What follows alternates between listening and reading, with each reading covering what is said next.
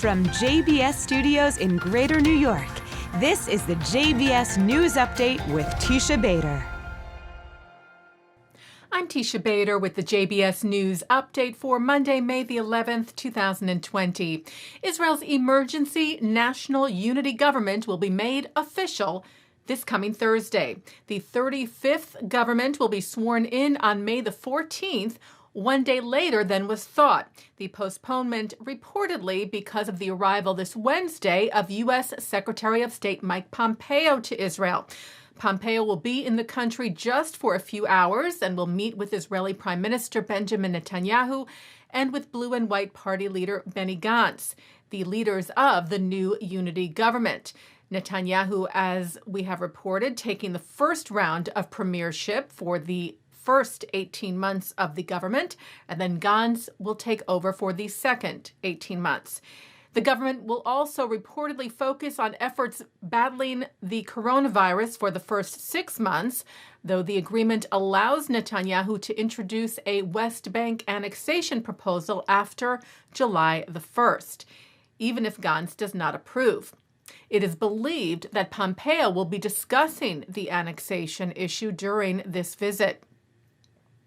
And of course, the Pompeo visit during the coronavirus pandemic will take stringent medical precautions, which Israel's Channel 13 said were coordinated by the U.S. with Israeli officials.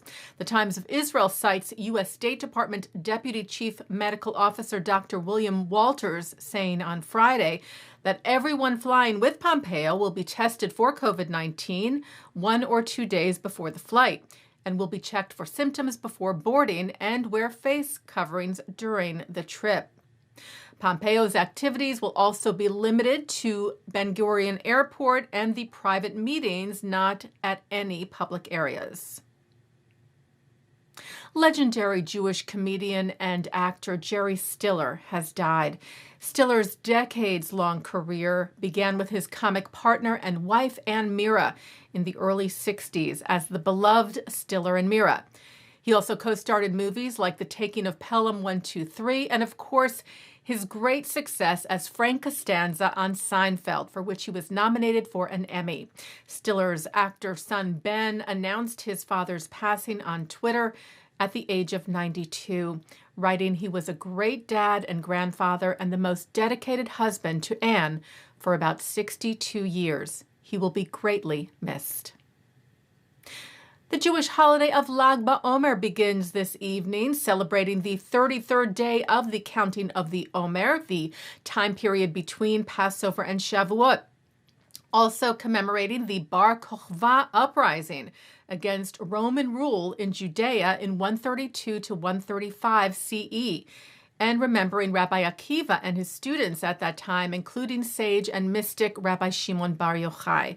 Normally, the holiday is full of festive bonfires across the country, but because of the coronavirus, all bonfires have been banned, though exceptions were made for 3 lightings near the burial site of Bar Yochai in the northern Israeli town of Meron.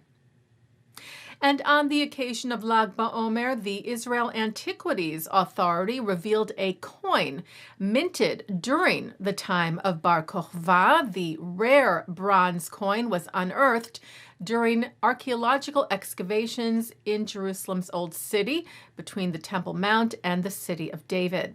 The authority shared video featuring excavation director Moran Hagbi explaining why this discovery is so special.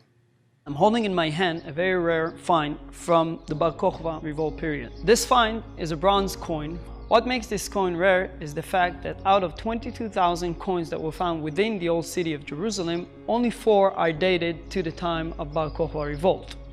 Another fact that makes this coin rare is that under this palm tree, which is seen here, we can see the name Jerusalem inscribed on the coin itself in ancient Hebrew. And it's the only coin out of these 4 coins which remarks the name Jerusalem on it. And on the other side, we can see grapevine, and around it is written the second year to the freedom of Israel. Finding a coin with the name Jerusalem in it, within Jerusalem, was very exciting for me. Taking a look now at our programming for tonight on JBS for Monday, May the 11th at 7 o'clock. It's The Wisdom of Dr. Ruth. At 7:30, in the spirit of Lag BaOmer, JBS presents Jewish pop musician Avraham Avremel Fried, a leading singer-composer in the Orthodox Jewish community who performed at the Hampton Synagogue in West Hampton Beach, New York. At 9 tonight, Mark Golub sits down with Dr. Aaron Ben-Zeev to discuss the psychology of love on the Chaim. At 10, author Anita Diamond speaks at the 92nd Street Y. And coming up right after this newscast tonight, Mark Golub's Gam Yachad, Together During COVID-19. Mark speaks to Rabbi Stuart Weinblatt, president of the Rabbinic Cabinet of the Jewish Federations of North America and the senior rabbi of Congregation B'nai Tzedek in Potomac, Maryland. He discusses how his community is dealing with the coronavirus and offers his perspective on reopening society and the economy. And that's the JBS News Update for Monday, May the 11th, 2020. I'm Teisha Bader. Stay healthy, stay well.